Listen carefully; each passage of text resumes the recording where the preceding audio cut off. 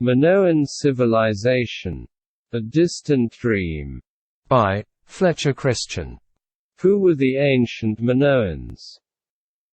We know so little about this vibrant civilization that lasted roughly from 3000 BC to 1100 BC. The civilization's name was coined by archaeologist Sir Arthur Evans when he made some initial archaeological discoveries. Evans named him after King Minos and the legend of the Minotaur.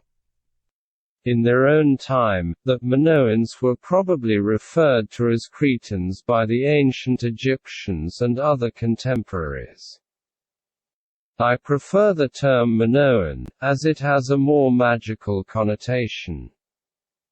Besides, Cretan is too close to the word Cretan. These people were anything but Cretans. They were possibly the finest ancient people in the history of the world. Yeah, that's jumping ahead a little bit.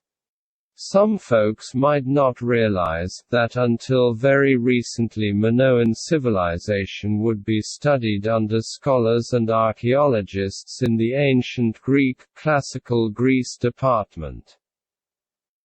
Will Durant, a favorite historian of mine BTW, referred to the Minoans as the first link in the European chain. Point 1. When most people think about the Minoans, and let's face it, most don't ever think about the Minoans, but when they do, they might think of the so-called Palace of Knossos. Or maybe a fresco they made.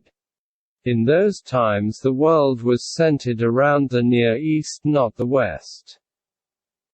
The Prince of the Lilies, and the Dolphin fresco, are some of my favorites from the era.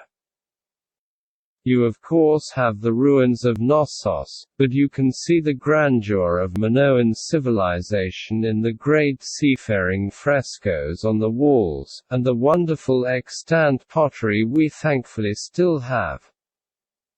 The civilization was probably far more of a brew of Mesopotamian, Egyptian culture than the point of origin of what many would call the West. Maybe it would be more proper to refer to them as even a satellite civilization of Egypt. Regardless of the label, Minoa was influenced by the architecture, burial practices, and labyrinth creations that came from Egypt. We find evidence of Minoan textile dyes, pottery, and foodstuffs all over the eastern Mediterranean and Near East. One major difference between the Minoans and other first-generational civilizations is that the Minoans were an island civilization. Crete may have provided the Minoans some geographical safety that the Sumerians, Egyptians, and Indians did not have. It also would guarantee an early relationship with the sea, and the necessity to both trade and explore the outside world. Whereas the other civilizations were more tied to the literal ground and river systems they depended on. Being on an island has its strategic advantages and disadvantages. Minoans had very little tin and other metal resources.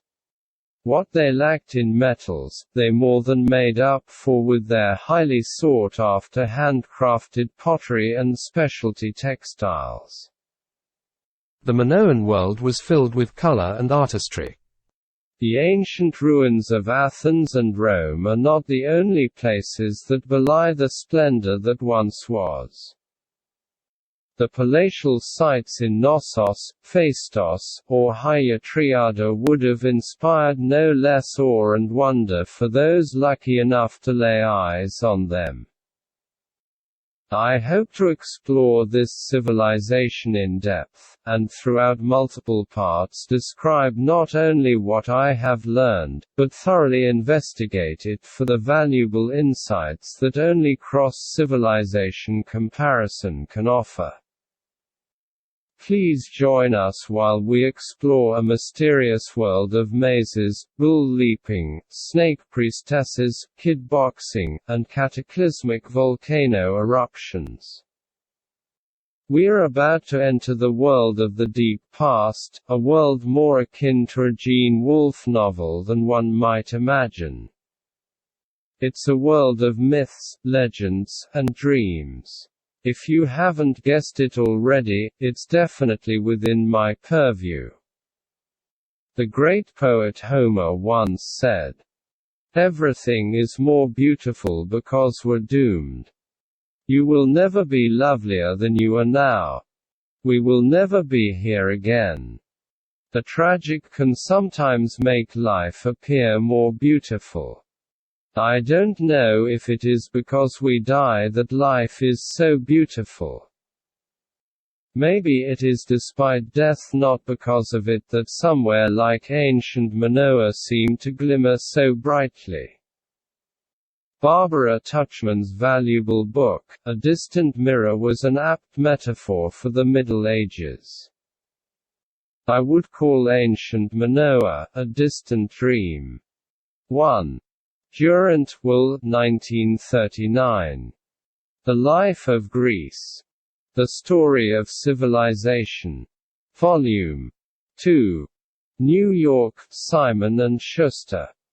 p. 21.